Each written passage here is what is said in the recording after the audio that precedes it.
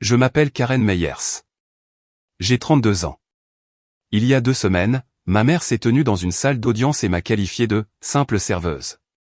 Elle a brandi une photo de moi, vêtue de mon tablier de café, comme si c'était la preuve d'un crime. Le juge a regardé la photo. Le public a ri. L'avocat de ma mère a souri, comme s'il avait déjà gagné. Ce qu'aucun d'entre eux ne savait, et ce que ma mère n'a jamais pris la peine de découvrir, c'est que j'attendais ce moment depuis 3 mois. Non pas parce que je voulais me venger, mais parce que je savais exactement ce qu'elle ferait, et je m'étais préparé pour chacun de ses mots. Voici l'histoire de comment ma mère a essayé de s'emparer de la succession de 11 millions d'euros de mon grand-père, et de ce qui s'est passé quand je lui ai enfin tenu tête. Bienvenue à nouveau sur Calm Drama Stories. C'est l'endroit où nous partageons des histoires sur la trahison familiale, les limites fermes, et le fait de trouver sa voie quand les personnes qui devraient vous aimer le plus essaient de vous détruire. Si vous êtes nouveau ici, laissez un commentaire et assurez-vous de vous abonner, pour ne rien manquer de la suite. Mon grand-père, Walter Meyers, était un vétéran du Vietnam. Il est rentré chez lui en 1971, avec une Purple AT 37 € en poche. À l'âge de 50 ans, il possédait 6 propriétés locatives et un petit immeuble commercial sur la route 9. À 70 ans, son portefeuille valait 11 millions d'euros. Il ne parlait jamais d'argent. Il parlait de discipline. J'ai grandi à 2 pâtés de maison de chez lui, dans une petite ville de Virginie.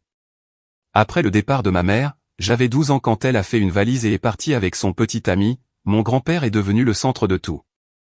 Il venait me chercher à l'école. Il m'a appris à changer un pneu, à lire un relevé bancaire, et à serrer la main de quelqu'un comme si j'y mettais toute ma conviction. Il gardait ses papiers importants dans une boîte en cèdre, sur l'étagère du haut de son bureau. Le bois sentait l'atelier où il m'avait appris à construire des nichoirs quand j'avais 9 ans. Chaque fois que j'ouvrais cette boîte, j'avais de nouveau 9 ans, debout sur un escabeau pendant qu'il me tendait un marteau. Mon grand-père avait un dicton. Il l'utilisait chaque fois que j'étais frustré par les devoirs, par les harceleurs, par la chaise vide à la table du dîner où ma mère avait l'habitude de s'asseoir.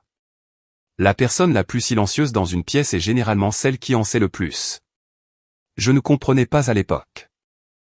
Maintenant, si. Quand il est tombé malade, 2 ans avant sa mort, j'ai demandé un congé de changement de poste permanent de mon unité. Je suis revenu dans notre ville. J'ai trouvé un travail au Franck's Café, à 2 pâtés de maison de chez lui, pour pouvoir y aller à pied pendant ma pause déjeuner et m'asseoir avec lui. C'est ce travail que ma mère a utilisé contre moi au tribunal. Ma mère, Diane, a toujours voulu une vie différente. Elle n'aimait pas notre ville. Elle n'aimait pas la façon de vivre de mon grand-père, prudent, modeste, réfléchi. Elle voulait quelque chose de plus rapide. Elle est partie quand j'avais 12 ans. Son petit ami conduisait un SUV noir et vivait à Richmond. Elle a dit à mon père qu'elle avait besoin d'espace. Elle m'a dit qu'elle appellerait chaque semaine. Elle a appelé 2 fois le premier mois, 1 fois le mois suivant. Au moment où j'ai eu 13 ans, son numéro avait changé, et elle ne m'avait pas donné le nouveau. Mon grand-père n'a jamais dit un mot de mal à son sujet.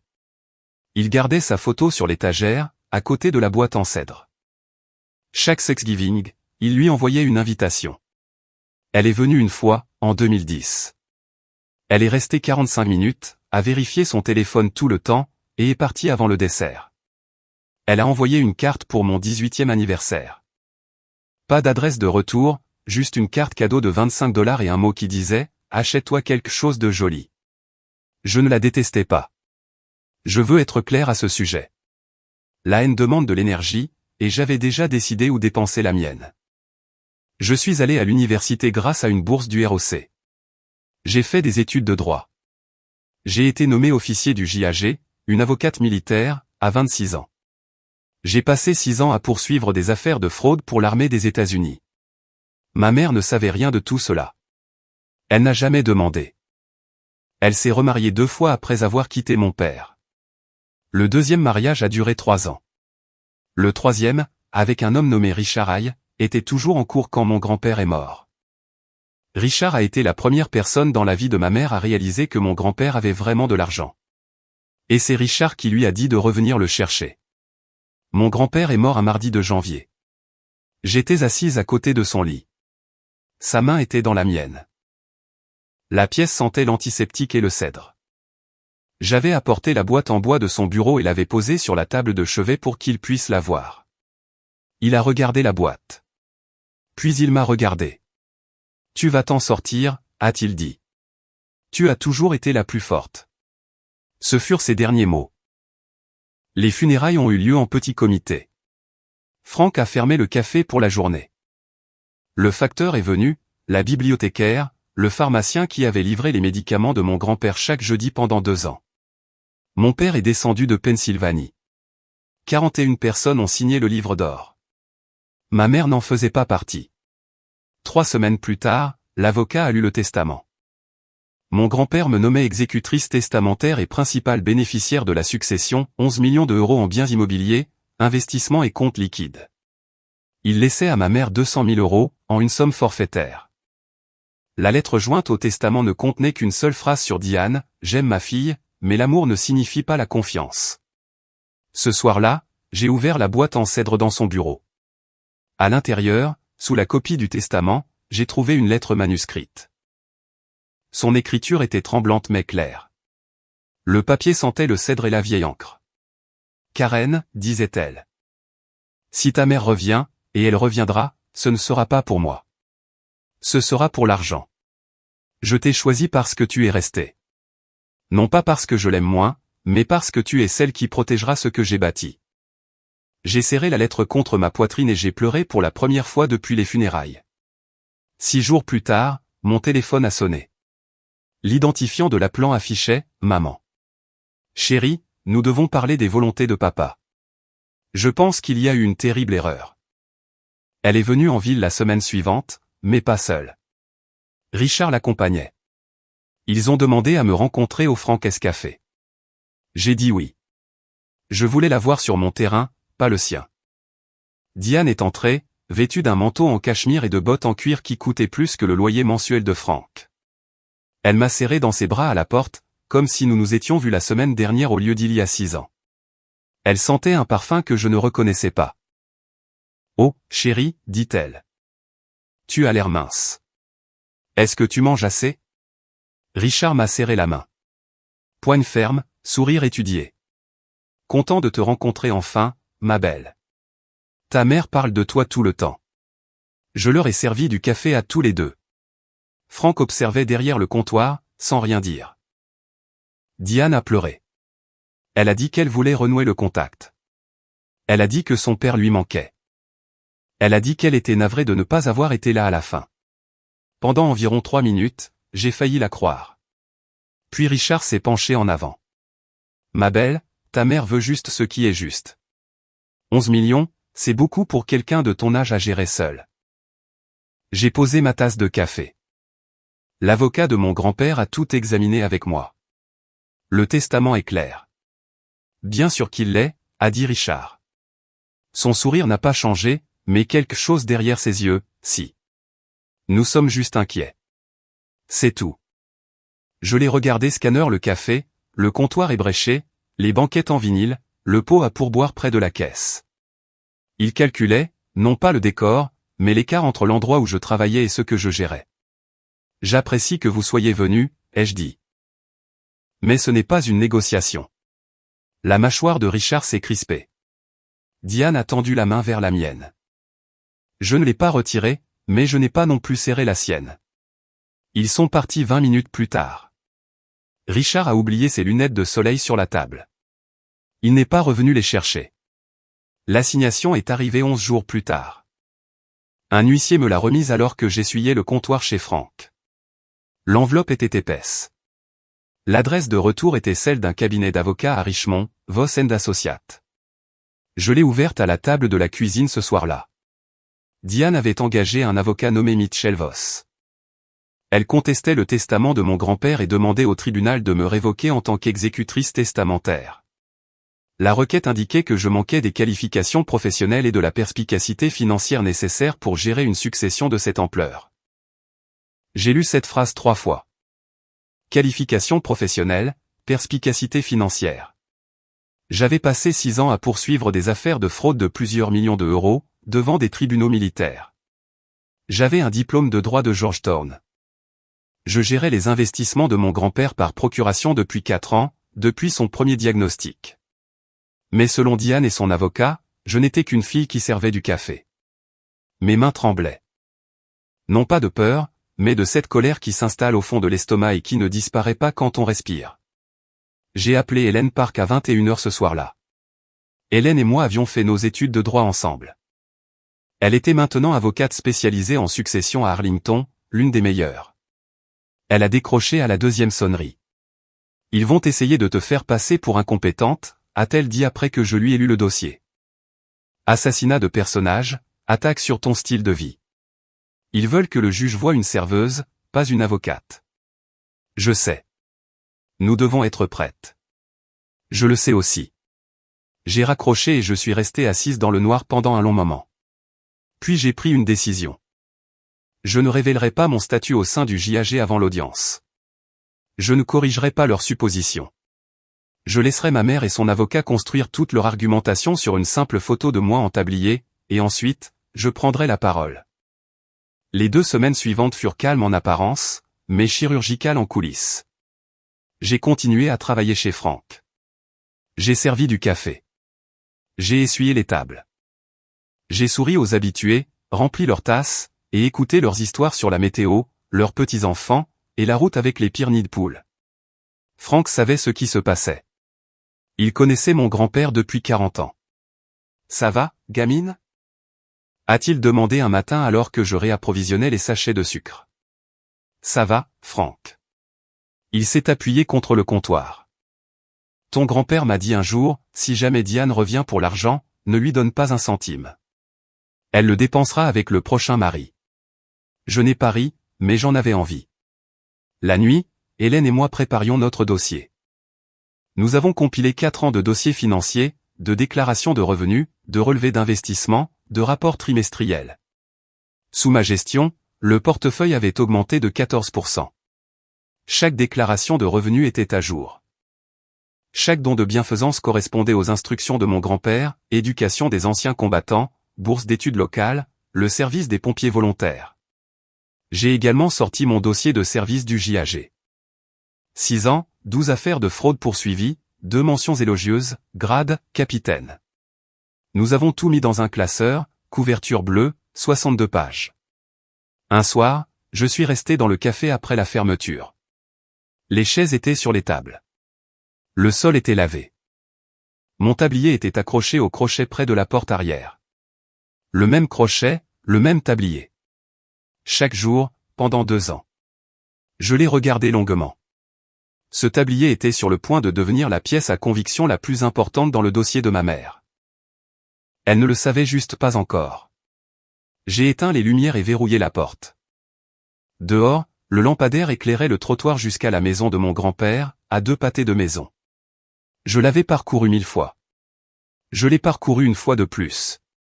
Demain, c'était l'audience. La veille de l'audience, je me suis assise dans le bureau de mon grand-père. La boîte en cèdre était sur le bureau. La lettre était à l'intérieur, pliée exactement comme il l'avait laissée. Je ne l'ai pas ouverte. Je n'en avais pas besoin. J'avais mémorisé chaque mot. Au mur, au-dessus du bureau, il y avait une photographie de 1998. Mon grand-père et moi à la foire du comté. J'avais 7 ans. Il me portait sur ses épaules. Nous rions tous les deux de quelque chose dont je ne me souvenais plus. À côté, une autre photo. Mon grand-père dans son uniforme de l'armée, en 1969. Jeune, sérieux, la même mâchoire que je voyais dans mon propre miroir chaque matin.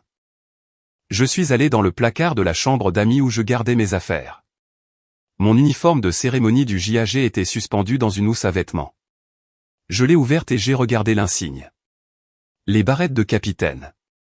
L'épinglette de la branche du JAG. Je ne l'ai pas enfilée. J'ai refermé la housse et j'ai choisi un simple tailleur bleu marine à la place. Pas d'épinglette, pas d'insigne, pas de signaux. Laissez-les voir une serveuse. Laissez-les construire une maison sur cette fondation. Le moment venu, je leur montrerai ce qu'il y avait en dessous. Hélène a appelé à 21h. Leur liste de témoins est courte, a-t-elle dit. Richard est 2 témoins de moralité. Il n'attaque pas le testament lui-même. Il t'attaque toi, ton style de vie, ton travail, ton appartement au-dessus du café. Bien. Bien. Plus il s'enferme dans une position, plus la chute sera dure. C'est quelque chose qu'on m'a appris à Fort Liberty. Hélène a fait une pause. Parfois, tu me fais peur, Karen. Seulement parfois. Elle a ri. Moi, non. J'ai mis mon réveil à 5h30. J'ai préparé le tailleur bleu marine sur le lit. J'ai placé le classeur bleu à côté de mon sac. Et j'ai dormi mieux que je ne l'avais fait depuis des semaines. Demain, j'allais m'asseoir dans une salle d'audience et laisser ma mère me traiter de tout ce qu'elle voulait. Et ensuite, j'allais me lever. La salle d'audience des successions de notre comté se trouve au 2e étage d'un bâtiment qui abrite également le bureau de l'évaluateur fiscal et une antenne du service des immatriculations. Le couloir sent la cire et le vieux papier.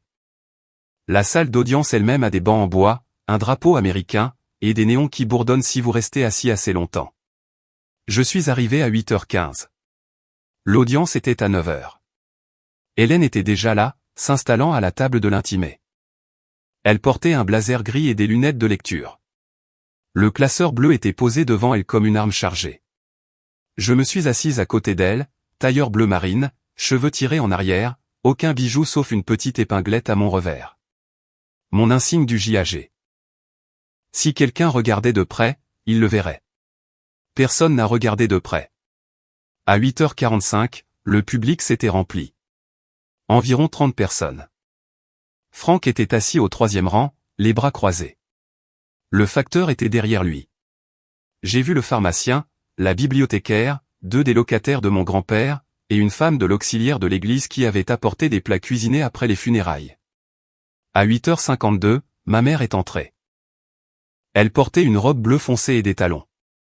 Son mascara était déjà un peu coulé, soigneusement, comme si elle s'était entraînée dans le rétroviseur de la voiture. Richard suivait dans un costume gris, rasé de près, ne portant rien.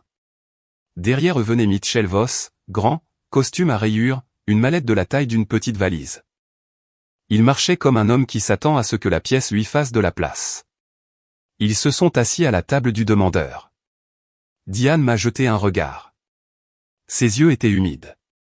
Elle a vite détourné le regard. La juge Rebecca Torres est entrée à 9h précises. Cheveux argentés, lunettes de lecture sur une chaîne, pas de sourire. Elle s'est assise, a ajusté son micro, et a ouvert le dossier. Bonjour.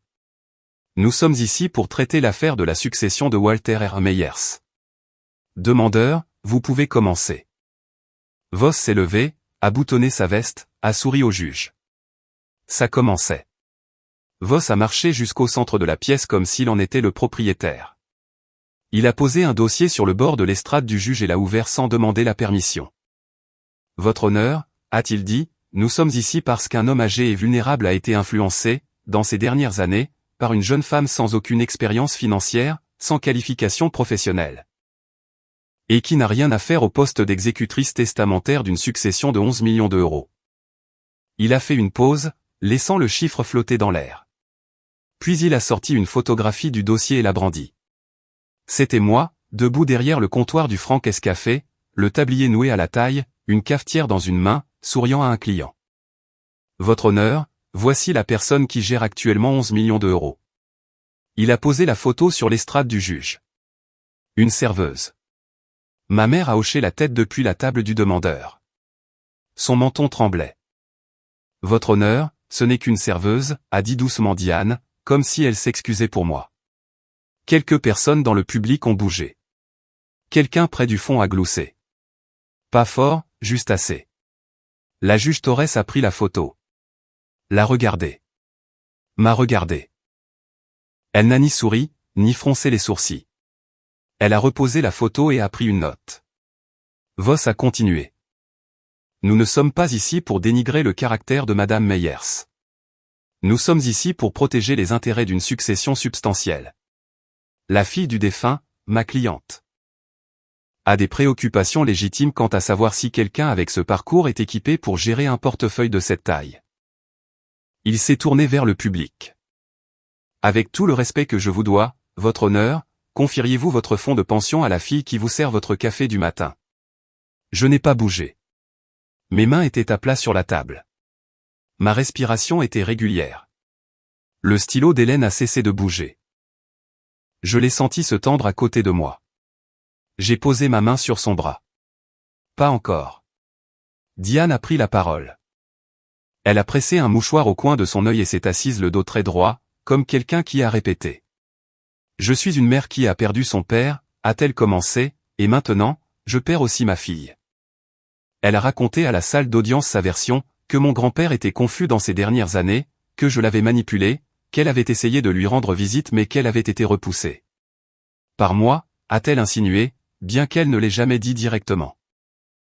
Mon père m'aimait, a-t-elle dit. Il ne m'aurait jamais déshérité s'il avait été sain d'esprit. La juge Torres a écouté sans expression. Diane a continué. Elle s'est décrite comme une fille dévouée qui avait été mise de côté.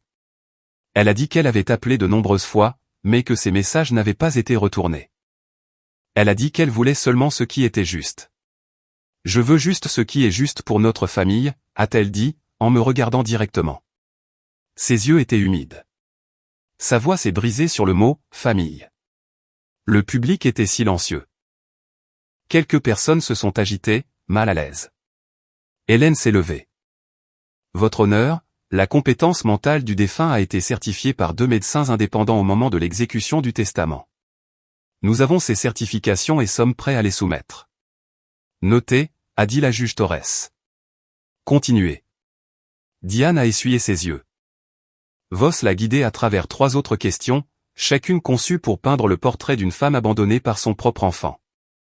Chacune évitant soigneusement le fait que Diane était partie la première. Je suis resté immobile. Mes mains n'ont pas bougé. Le truc avec une salle d'audience, c'est qu'elle récompense la patience. On ne gagne pas en réagissant à chaque mensonge. On gagne en laissant les mensonges s'accumuler jusqu'à ce que leur poids devienne évident. Les mensonges de Diane s'empilaient. Richard a témoigné ensuite. Il a déboutonné sa veste et s'est assis comme un homme qui a déjà fait des dépositions, à l'aise, expansif, les jambes croisées.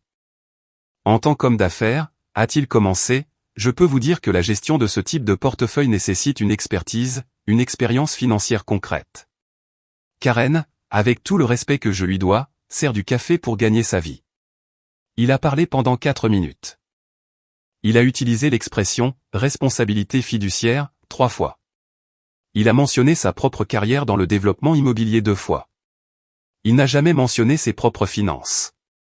Hélène, si. Elle s'est levée pour le contre-interrogatoire et a ouvert un dossier en manille. Monsieur Hay, combien de propriétés possédez-vous ou gérez-vous actuellement? Richard s'est agité. J'ai un portefeuille de biens commerciaux. Combien de ces biens sont actuellement en procédure de pré-saisie? La salle d'audience est devenue silencieuse. La mâchoire de Richard s'est crispée. Ce n'est pas pertinent pour cette procédure. Votre honneur, a dit Hélène en se tournant vers la juge Torres, nous pensons que la situation financière de Monsieur Hay est directement liée à sa motivation. Il a épousé la demanderesse il y a 14 mois.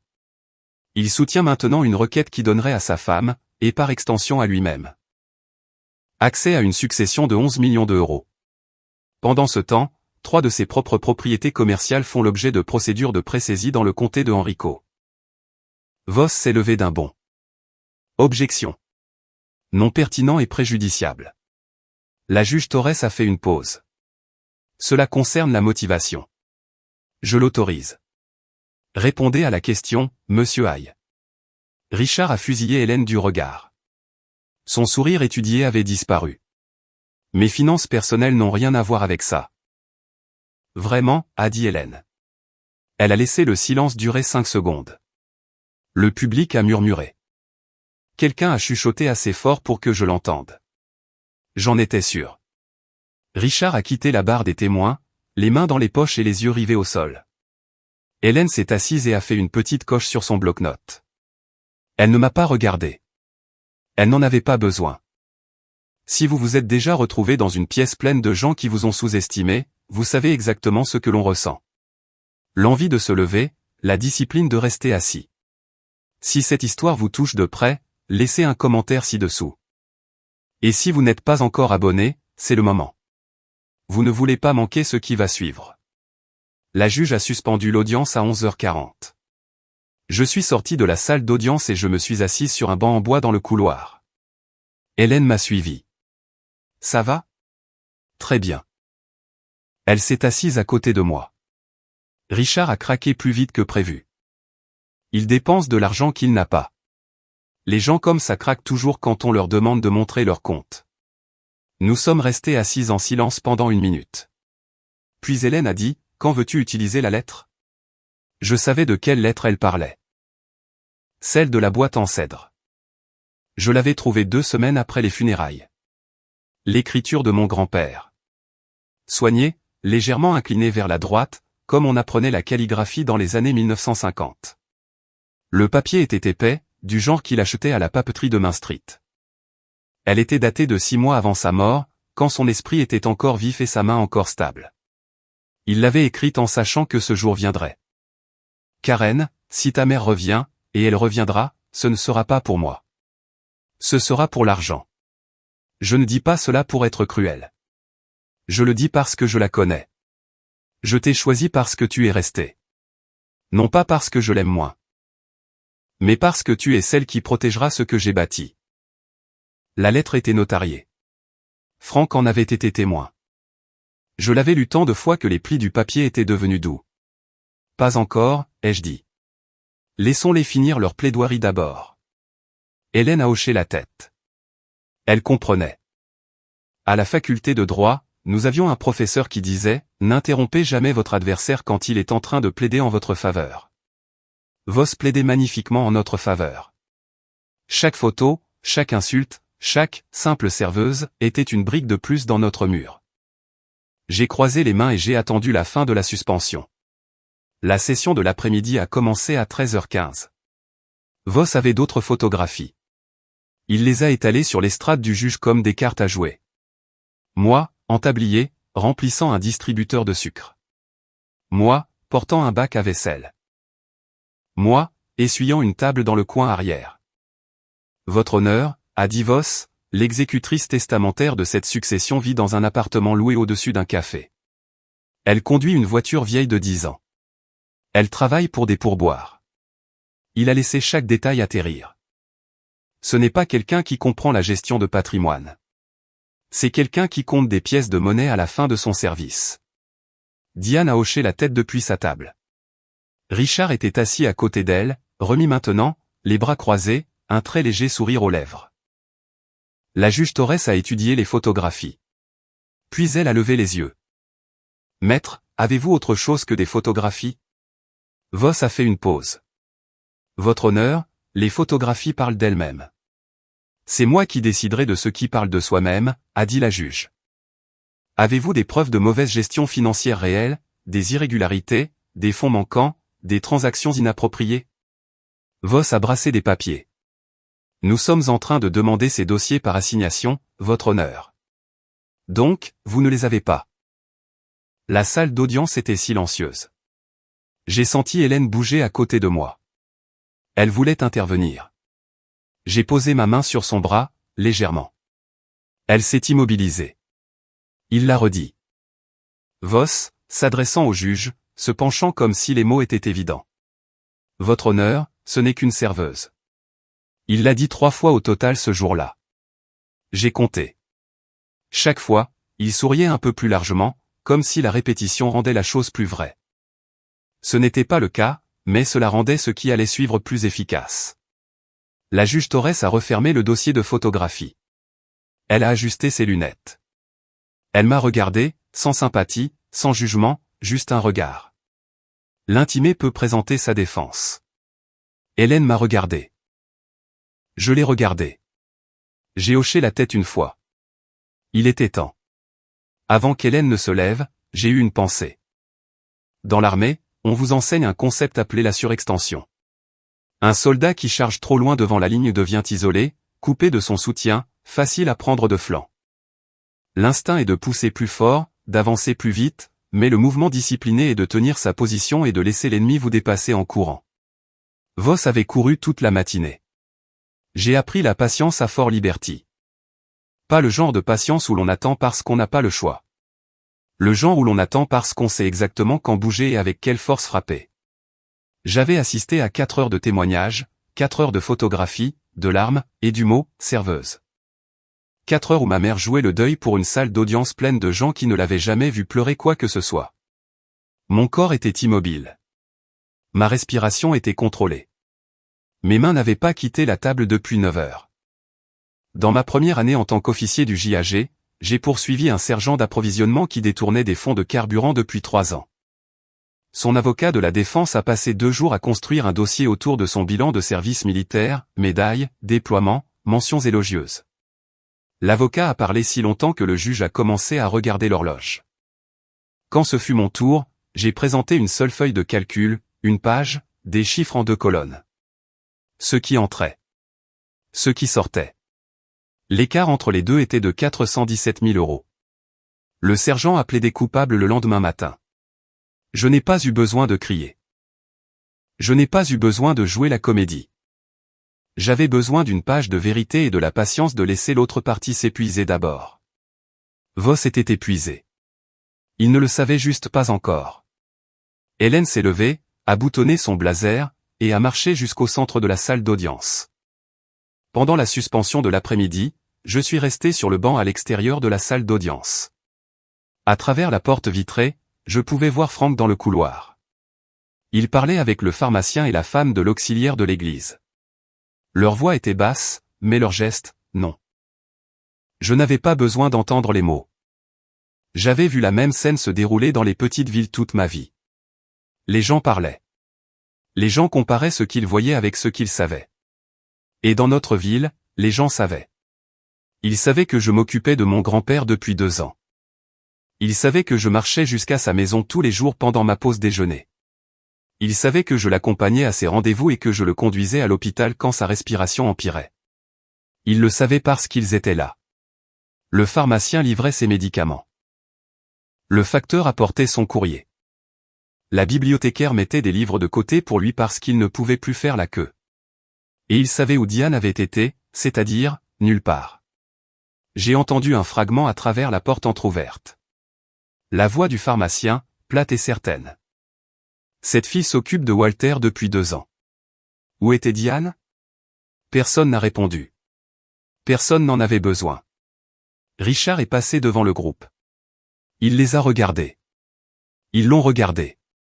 Il a sorti son téléphone et a descendu le couloir. Franck a croisé mon regard à travers la vitre. Il s'est approché, s'est appuyé contre le cadre de la porte. Tu veux que je dise quelque chose? J'étais là tous les jours. J'ai tout vu. J'ai secoué la tête. Pas encore, Franck. Mais merci. Il a hoché la tête. Walter aurait détesté ça. Je sais. Il aurait aussi adoré te voir gérer ça. Franck est retourné à sa place. Je suis resté sur le banc et j'ai regardé l'horloge murale au-dessus de la fontaine à eau. 22 minutes avant le retour du juge. J'ai tout compté. La session de l'après-midi a repris à 13h52. Voss s'est levé immédiatement.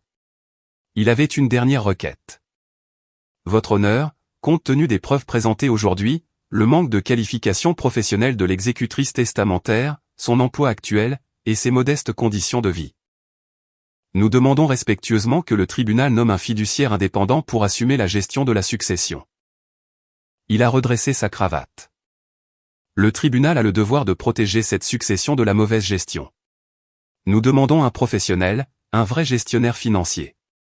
Il m'a jeté un regard. Pas une serveuse. La juge Torres a posé son stylo. Elle ne l'a pas repris. Maître Voss, a-t-elle dit, j'ai entendu votre caractérisation de l'intimé à de multiples reprises. J'apprécierais que vous présentiez des preuves de mauvaise gestion réelle plutôt que des photographies d'emploi. Voss a ouvert la bouche. Votre honneur, les preuves de style de vie parlent de la compétence. C'est moi qui déciderai de ce qui parle de la compétence. La voix de la juge n'était pas forte, mais elle était définitive. Avez-vous des dossiers financiers montrant une mauvaise gestion, des transactions inappropriées, des investissements négligents? Voss a regardé sa mallette. Il a regardé Diane. Il a regardé le juge. Nous sommes en train de demander ces dossiers par assignation. Donc, vous ne les avez pas, silence. Vous ne les avez pas. La juge Torres a écrit quelque chose sur son bloc-notes. L'intimé peut présenter sa défense. Hélène m'a regardé. Ses yeux étaient calmes, concentrés, prêts. Je l'ai regardé en retour. J'ai hoché la tête une fois, un seul petit mouvement. Le genre de hochement de tête que l'on apprend dans l'armée. Celui qui signifie « allez-y ». Hélène s'est levée. Elle a pris le classeur bleu. Elle a marché jusqu'au centre de la salle d'audience avec le genre de posture qui dit à une pièce que la conversation est sur le point de changer. « Votre honneur », a-t-elle dit, l'avocat de la partie adverse a passé un temps considérable à discuter du tablier de ma cliente. Elle a posé le classeur sur le bord de l'estrade. J'aimerais discuter de ses qualifications. Hélène a ouvert le classeur au premier onglet. Elle ne s'est pas précipitée. Elle n'a pas élevé la voix. Elle a parlé comme quelqu'un qui a des faits et n'a besoin de rien d'autre. Ma cliente est diplômée du Georgetown University Law Center en 2018. Avec une bourse complète du ROC. Elle a réussi l'examen du barreau de Virginie du premier coup. Elle a été nommée officier dans l'armée des États-Unis et a servi au cours des 6 dernières années dans le Judge Advocate General Escort. Elle a fait une pause, a tourné la page. Ma cliente n'est pas juste une serveuse. Elle est le capitaine Karen Meyers, du Judge Advocate General Escort de l'armée des États-Unis. La salle d'audience est devenue silencieuse. Pas le silence poli de l'attention, mais le silence absolu de 30 personnes recalculant tout ce qu'elles pensaient savoir. La bouche de Diane s'est ouverte. Aucun son n'en est sorti. Richard est devenu pâle. Sa main a agrippé le bras de son fauteuil. Voss s'est à moitié levé, puis s'est rassis. La juge Torres m'a regardé, puis a regardé Voss, puis de nouveau moi. Capitaine Meyers, a dit la juge. J'ai hoché la tête. Voss s'est ressaisi. Objection. Cela n'a pas été divulgué dans les documents de l'intimé. Il n'y a aucune obligation de divulguer des qualifications professionnelles dans la requête de votre cliente, maître, a dit la juge Torres. C'était votre oubli, pas le sien. Elle s'est tournée vers Hélène. Continuez. Hélène a continué. Le capitaine Meyers a passé 6 ans à poursuivre des affaires de fraude complexes pour l'armée des États-Unis.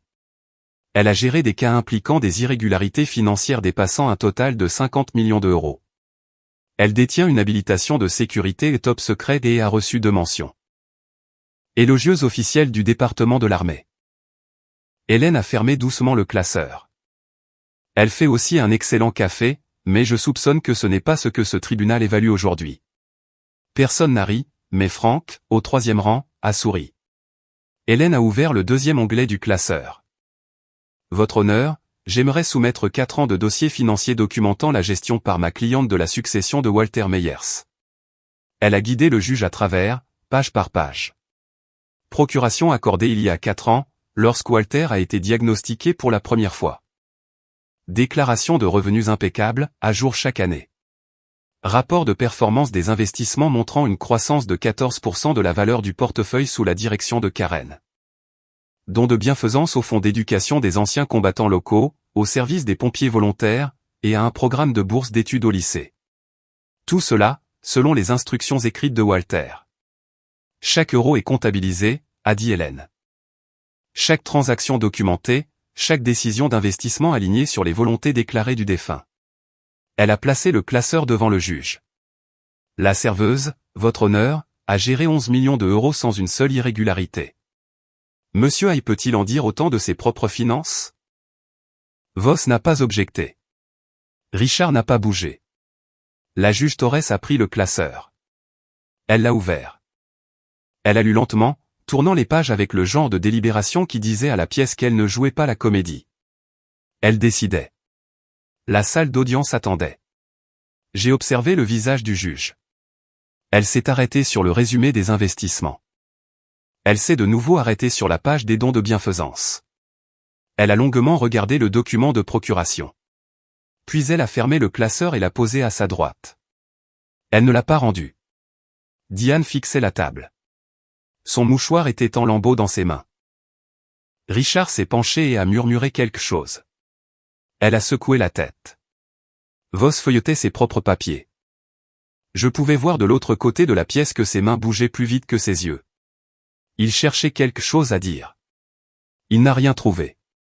Hélène a attendu que le juge pose le classeur. Votre honneur, j'aimerais soumettre un dernier document. Elle a sorti une pochette en plastique transparente de sa mallette. À l'intérieur se trouvait une seule feuille de papier, épais, manuscrite, froissée d'avoir été pliée et dépliée de nombreuses fois. C'est une lettre écrite par Walter Meyers à sa petite-fille, le capitaine Meyers. Elle est datée de 6 mois avant son décès. Elle a été notariée et attestée par Francis Ducas, Franck, le propriétaire du café où ma cliente travaillait. La juge Torres a pris la lettre. Elle l'a lue en silence. La salle d'audience était immobile. Hélène a parlé, lisant le passage clé à voix haute pour le dossier. Karen, si ta mère revient, et elle reviendra, ce ne sera pas pour moi. Ce sera pour l'argent. Je ne dis pas cela pour être cruel. Je le dis parce que je la connais. Je t'ai choisi parce que tu es restée. Non pas parce que je l'aime moins. Mais parce que tu es celle qui protégera ce que j'ai bâti. Une femme dans le public a mis sa main sur sa bouche. Le pharmacien a regardé le sol. La juge Torres a posé la lettre avec précaution. Elle a enlevé ses lunettes, les a nettoyées, et les a remises. Elle n'a pas parlé pendant un long moment. Diane fixait la lettre de l'autre côté de la pièce. J'ai vu son visage changer. La colère, puis quelque chose de plus doux, puis de nouveau la colère. Pendant une seconde, elle a ressemblé à une femme qui venait d'entendre la voix de son père pour la dernière fois. Puis elle a détourné le regard. La lettre avait vécu dans une boîte en cèdre pendant 6 mois. Maintenant, elle vivait dans un dossier de tribunal. La voix de mon grand-père, une dernière fois, dans une pièce pleine de gens qui avaient besoin de l'entendre. Elle est restée. C'est tout ce dont j'ai toujours eu besoin. Les mots flottaient dans la lumière fluorescente, comme quelque chose de trop lourd pour tomber. Si quelqu'un que vous aimiez vous a déjà écrit quelque chose qui a tout changé, vous savez ce que l'on ressent à ce moment. Partagez cette histoire avec quelqu'un qui a besoin de l'entendre. Et si vous n'êtes pas encore abonné, cliquez sur ce bouton maintenant. Nous arrivons à la partie que vous attendiez. Diane s'est levée. On ne lui avait pas demandé de parler. Personne ne l'y avait invité. Elle s'est levée, le mouchoir est tombé de ses genoux, et sa voix a brisé le silence comme une pierre à travers une vitre. Il m'aimait. C'était mon père. Elle l'a retourné contre moi. La juge Torres a levé la main. Madame, veuillez vous asseoir. Diane ne s'est pas assise. Elle s'est tournée vers moi. Tu me l'as volé. Tu as tout volé. Tu t'es assise dans sa maison et tu l'as empoisonnée contre sa propre fille. Sa voix a monté. Richard a tendu la main vers son bras. Elle a repoussé sa main. Je suis sa mère. Est-ce que ça ne compte pour rien? La salle d'audience a retenu son souffle. Je l'ai regardé. Je n'ai pas scié. Je n'ai pas bronché. Je n'ai pas ouvert la bouche.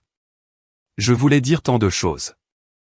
Je voulais lui demander où elle était quand j'ai eu mon diplôme de fin de lycée, où elle était quand mon grand-père a eu sa première opération, où elle était pour Noël, pour mon anniversaire, pour n'importe quel mardi des 20 dernières années. Mais je n'ai rien dit. La salle d'audience savait déjà. Voss était sur ses pieds. Votre honneur, ma cliente est naturellement émotive. Une autre explosion, a dit la juge Torres, et je ferai évacuer le public. Richard a tiré Diane pour la rasseoir. Elle y est allée, mais pas en silence. Elle sanglotait maintenant. De vraies larmes, pas celles, étudiées, de ce matin. Celles qui viennent de quelque part de profond, de laid, et de vrai. Je suis sa mère, a-t-elle répété. Plus bas cette fois, presque pour elle-même. J'ai posé mes mains à plat sur la table. J'ai inspiré par le nez et expiré par la bouche, comme on vous apprend à le faire avant d'entrer en environnement hostile. Ce n'était pas hostile. C'était juste triste. La porte de la salle d'audience s'est ouverte. Toutes les têtes se sont tournées. Le colonel James Patterson est entré, vêtu de son uniforme de cérémonie, veste verte repassée, insigne de feuilles de chêne argentées, ruban de service sur 4 rangées. Ses bottes ont claqué sur le carrelage avec un rythme qui a fait taire tous les chuchotements dans le public. Il s'est dirigé vers l'avant de la salle d'audience, a salué la juge Torres d'un signe de tête, et a pris place dans la zone des témoins. Hélène s'est levée. Votre honneur, j'aimerais appeler un témoin de moralité, le colonel James Patterson, de l'armée des États-Unis. La juge Torres a regardé le colonel. Vous pouvez procéder. Patterson a pris la barre. Il n'a pas ajusté sa posture ni raclé sa gorge. Il s'est assis comme les officiers de carrière s'assoient, centré, immobile, regardant directement la personne qui pose la question. Colonel Patterson, a dit Hélène, comment connaissez-vous le capitaine Meyers? J'ai été son commandant pendant 3 ans à Fort Liberty, anciennement Fort Bragg. Elle était affectée à mon bureau juridique. Et dans votre évaluation professionnelle, colonel, comment décririez-vous le capitaine Meyers? Patterson n'a pas hésité. Elle est l'un des meilleurs officiers juridiques que j'ai eu sous mon commandement. Son jugement est exceptionnel. Son intégrité est au-dessus de tout soupçon. Si vous me demandiez de nommer 5 officiers à qui je confierais ma carrière, elle serait sur cette liste. Il m'a regardé, un signe de tête, le même que j'avais fait à Hélène 30 minutes plus tôt. Le capitaine Meyers m'a dit un jour qu'elle avait appris la discipline de son grand-père, a-t-il dit. Je lui ai dit qu'elle était l'officier le plus discipliné de mon unité. Les 2 déclarations étaient vraies. La juge Torres a regardé Voss. Maître, souhaitez-vous contre-interroger? Voss ne s'est pas levé. Il a regardé sa mallette. Il a regardé le colonel en grand uniforme. Il a regardé le public. Non, votre honneur. C'était la chose la plus intelligente qu'il ait dite de toute la journée. La juge Torres s'est tournée vers moi. Capitaine Meyers, j'ai quelques questions pour vous directement. Je me suis levé. Je n'ai pas agrippé la table, ni pris une grande inspiration, ni me suis préparé.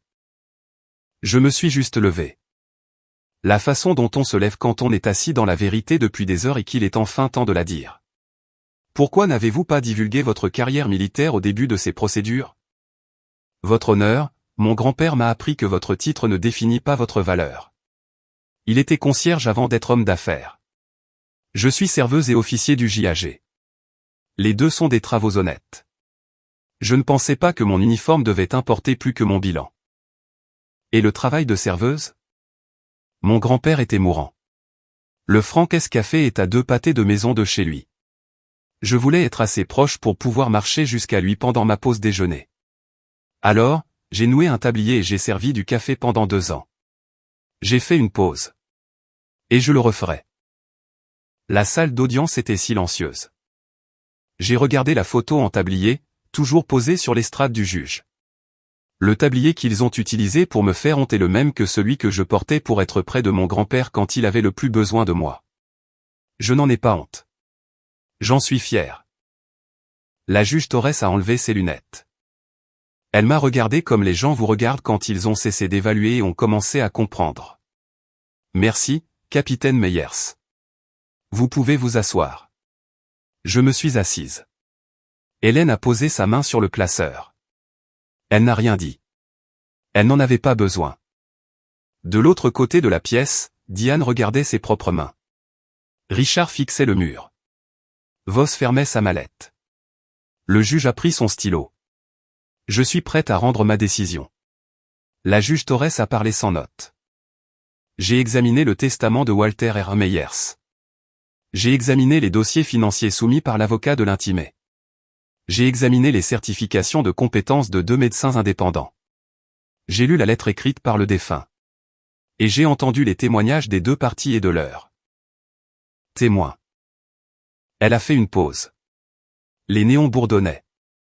La requête visant à révoquer le capitaine Karen Meyers en tant qu'exécutrice testamentaire de la succession de Walter R. Meyers est rejetée. Ma poitrine a relâché quelque chose que je retenais depuis janvier. Le testament de Walter Meyers est maintenu tel quel. Les volontés du défunt sont claires, documentées, et soutenues par un modèle de gestion financière responsable qui précède ces procédures de 4 ans. Elle a regardé Voss. De plus, je suis troublé par la nature du dossier du demandeur. Maître Voss, présenter des photographies d'emploi comme preuve d'incompétence, sans un seul document montrant une mauvaise gestion financière réelle, est franchement indigne de ce tribunal. Voss a ouvert la bouche. Votre honneur. Je n'ai pas fini. La pièce était immobile. Si une requête de cette nature se présente à nouveau devant moi, une qui repose sur le dénigrement personnel plutôt que sur des preuves substantielles, j'envisagerai des sanctions. Ce tribunal ne mesure pas la compétence à l'uniforme que quelqu'un porte, ou au tablier. Elle a pris le marteau, l'a tenu une seconde. Le son qu'il a produit était petit, mais c'était la chose la plus forte que j'ai jamais entendue. Diane s'est effondrée en avant. Ses épaules tremblaient. Elle pleurait. Pas les larmes délicates et théâtrales de ce matin. Le genre laid. Le genre qui arrive quand vous perdez quelque chose auquel vous n'aviez jamais eu droit en premier lieu. Richard s'est levé. Il ne l'a pas touché. Il ne l'a pas regardé. Il a boutonné sa veste et est sorti de la salle d'audience sans dire un mot. Richard a atteint le couloir avant que Frank ne lui barre le passage. Frank n'était pas un grand homme, un M72, cheveux blancs, les mains tachées par des décennies de savon à vaisselle et de marques de café. Mais il s'est tenu au milieu du couloir et n'a pas bougé. « Vous êtes venu ici pour l'argent » a dit Frank. « Tout le monde le sait. » Richard s'est arrêté. Dégagé de mon chemin, Frank s'est écarté. Il n'avait pas besoin de bloquer le passage. Il avait besoin que Richard entende les mots. Cette fille a servi du café dans mon établissement pendant 2 ans. Elle n'a jamais mentionné l'armée. Jamais elle ne s'est vantée. C'est le genre de personne que Walter a élevé. Richard est passé devant lui et a poussé la porte de la cage d'escalier. Son téléphone était déjà à son oreille. J'ai entendu un fragment avant que la porte ne se ferme. L'accord est annulé. Il n'y a pas d'argent. À l'intérieur de la salle d'audience, les gens se sont levés lentement. La façon dont on se lève après que quelque chose d'important s'est terminé et qu'on ne sait pas quoi faire de ses mains. Le pharmacien m'a trouvé en premier. Il m'a serré la main avec les 2 siennes. Ton grand-père serait fier. La bibliothécaire était derrière lui. On l'a toujours su, ma chérie. La femme de l'auxiliaire de l'église m'a serré dans ses bras. Elle sentait le gâteau au citron et la laque. L'une des locataires de mon grand-père, une enseignante à la retraite nommée Margaret, m'a serré le bras. Walter disait que tu étais son meilleur investissement. Je pense qu'il avait raison. Frank était assis au 3e rang, les bras croisés, regardant tout cela avec l'expression d'un homme qui avait parié sur le bon cheval et qui savourait l'arrivée. Voss a rangé sa mallette en silence. Il n'a pas serré la main de Diane. Il n'a regardé personne. Il est sorti par la porte latérale comme un homme essayant de partir sans qu'on se souvienne de lui. La salle d'audience s'est vidée lentement. Je suis resté. Hélène rassemblait ses papiers. La sténographe judiciaire rangeait sa machine. Diane était toujours assise à la table du demandeur, seule. Richard était parti. Voss était parti. Elle était assise avec son sac à main sur ses genoux, son mascara coulant sur ses 2 joues. Elle regardait son téléphone. Je pouvais voir l'écran d'où j'étais assise. C'était une photographie, une vieille. Mon grand-père me tenant quand j'avais environ 4 ans. Tous les 2 riant, ses bras autour de moi comme si j'étais la seule chose au monde qui valait la peine d'être tenue. Pendant une seconde, je l'ai vue. Pas la femme qui m'a poursuivi en justice. Pas la femme qui est partie quand j'avais 12 ans. Pas la femme qui a joué le deuil pour une salle d'audience. J'ai vu une femme qui avait perdu son père et qui comprenait, quelque part trop profondément pour l'admettre, qu'elle le perdait depuis 20 ans et que c'était de sa propre faute. Cette seconde est passée. Elle a levé les yeux. Ses yeux ont rencontré les miens. Ils se sont durcis. Ce n'est pas fini, a-t-elle dit. Je ferai appel. J'ai gardé ma voix calme. C'est votre droit. Tu te crois tellement meilleur que moi. Non. Je crois que je suis resté. Le mot a atterri dans l'espace entre nous. C'était le même mot que mon grand-père avait utilisé dans sa lettre. Elle le savait. Je le savais. Elle s'est levée, a attrapé son sac à main, et passé devant moi sans me regarder. Ses talons ont claqué sur le carrelage, vite, de manière inégale, le son de quelqu'un qui essaie de partir avant que les larmes ne reviennent. La porte de la salle d'audience s'est refermée derrière elle. Je suis resté assise 1 minute de plus. J'ai pensé à la femme qui venait de partir et à la femme qu'elle aurait pu être si seulement elle était rentrée à la maison. Puis j'ai pris mon sac et je suis sorti dans la lumière de l'après-midi. Le colonel Patterson était appuyé contre sa voiture sur le parking. Le soleil de l'après-midi attrapait l'argent de son uniforme. Capitaine. Colonel. Il a regardé le palais de justice. Votre grand-père m'a appelé l'année dernière, avant que le diagnostic ne s'aggrave. Il m'a demandé de venir si quelque chose arrivait. Il a fait une pause. Je lui ai dit que je le ferais. Il ne me l'a jamais dit. C'est parce qu'il vous faisait confiance pour gérer ça vous-même. J'étais le plan de secours. J'ai senti mes yeux piquer. J'ai cligné des yeux pour chasser les larmes. Merci d'être venu, mon colonel. Ne me remerciez pas, remerciez Walter. Il s'est redressé. Il m'a aussi dit de vous dire d'arrêter de travailler si dur. Je lui ai dit que ça n'allait pas arriver. Un demi-sourire, du genre qui en dit plus qu'il n'en montre. Il a salué. Pas le salut formel, bras tendus et vif. Un salut plus court, du genre entre des personnes qui ont servi ensemble et qui n'ont pas besoin de formalités pour dire ce qui compte. Je l'ai retourné. Il est monté dans sa voiture et est parti. Plaque de Virginie. Hélène est sortie un instant plus tard, sa mallette dans une main, le classeur bleu sous le bras. La menace d'appel est vide, a-t-elle dit. Le dossier de Diane n'avait rien. Voss le sait. Je sais. Tu aurais pu leur dire qui tu étais dès le premier jour. Alors ils auraient changé de stratégie. J'avais besoin que le juge voie exactement qui est ma mère, pas qui je suis. Hélène m'a regardé longuement. Puis elle a secoué la tête.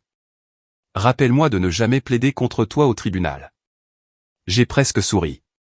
Presque. Je suis retourné au café en voiture. Il était fermé. Franck avait fermé plus tôt pour l'audience, mais la porte était déverrouillée. Les lumières étaient allumées. Franck était derrière le comptoir, l'essuyant avec un chiffon plus vieux que moi. Dure journée, a-t-il dit. Je me suis assise sur le tabouret le plus proche de la caisse. Le même tabouret sur lequel mon grand-père s'asseyait chaque samedi matin. Un peu comme ça. Franck a tendu la main sous le comptoir et a sorti une tasse en céramique, blanche, ébréchée sur l'anse, avec une rayure bleue délavée autour du bord. La tasse de mon grand-père. Franck l'avait gardée derrière le comptoir depuis les funérailles. Il ne l'a jamais offerte à personne d'autre. Il m'a versé une tasse et l'a fait glisser. Le café était encore frais. Il l'avait fait avant la fin de l'audience, comme s'il savait déjà comment ça allait se terminer. J'ai enveloppé mes deux mains autour de la tasse. Elle était chaude. J'ai regardé le tablier accroché au crochet près de la porte arrière. Même crochet, même tablier. Les mêmes 2 ans de matinée, de service du midi, et de fermeture, mais cela signifiait quelque chose de différent maintenant. Walter m'a dit un jour, a dit Franck en s'appuyant sur le comptoir comme il le faisait toujours, cette fille va s'en sortir. Elle n'a besoin de personne pour lui dire qui elle est. J'ai siroté le café. Dehors, le soleil se couchait sur Main Street. La lumière entrait par la vitrine et dorait tout. Le comptoir, les tasses, les distributeurs de sucre, les vieilles photographies sur le mur derrière la caisse. Le café sentait le café et le cèdre. Ça sentait la maison. 2 mois plus tard, Diane n'a pas fait appel. Son avocat, Mitchell Voss, a reçu un blâme formel de l'association du barreau de l'État pour la nature de sa présentation au tribunal. La rumeur à Richmond disait que son cabinet avait perdu 3 clients en une semaine. Richard et Diane se sont séparés 6 semaines après l'audience. Les 3 propriétés en pré-saisie de Richard sont devenues publiques lorsque les registres du comté de Henrico ont fait la une du journal local. Personne dans notre ville n'a été surpris. Franck l'a le mieux dit, un homme qui cache ses dettes cachera bien plus. J'ai terminé mes ordres de mutation en avril. Mon nouveau poste était le bureau du JAG à Fort Meade, dans le Maryland. Avant de partir, je me suis assise avec Hélène et nous avons créé le fonds d'éducation pour les vétérans Walter Meyers, un programme de bourse financé par la succession pour les enfants et petits-enfants des vétérans locaux. C'est ce que mon grand-père aurait voulu. C'est ce qu'il avait commencé à planifier avant de tomber malade. J'ai gardé l'appartement au-dessus du Frank's Café. Je paie toujours le loyer. Ce n'est pas une question d'adresse, ai-je dit à Franck. C'est une question d'avoir un endroit qui se souvient. Il m'a fait payer la moitié du prix. Je n'ai pas discuté. Diane a envoyé un seul texto, 3 semaines après l'audience. Pas de mots, juste la photographie, la vieille de son téléphone. Mon grand-père me tenant à 4 ans. Je n'ai pas répondu, mais j'ai sauvegardé la photo. Je ne sais pas si ma mère comprendra un jour. Je ne sais pas si elle reviendra un jour pour les bonnes raisons. Pas pour l'argent, pas par culpabilité, mais parce qu'elle veut connaître la personne que je suis devenue pendant qu'elle était partie. J'ai cessé de l'attendre il y a longtemps. Je ne dois à personne une explication sur qui je suis. Ni à une salle d'audience, ni à une caméra, ni à la femme qui est partie. Mon grand-père a construit quelque chose de ses mains, et il m'a fait confiance pour le protéger. C'est ce que j'ai fait. C'est ce que je continuerai de faire. Mon grand-père avait raison. La personne la plus silencieuse dans une pièce est généralement celle qui en sait le plus. Je n'avais pas besoin de crier. Je n'avais pas besoin de prouver quoi que ce soit à quiconque n'est pas prêt à regarder au-delà du tablier. J'avais juste besoin de me lever, de dire la vérité, et de laisser le silence faire le reste. Certaines leçons prennent 32 ans à être apprises. Celle-ci en valait chaque minute. C'est mon histoire. Une salle d'audience, un tablier, et un grand-père qui a cru en moi avant que je ne croie en moi-même. Si cette histoire vous a rappelé de tenir bon, partagez-la avec quelqu'un qui a besoin de l'entendre. Laissez un commentaire, abonnez-vous, et je vous verrai dans la prochaine.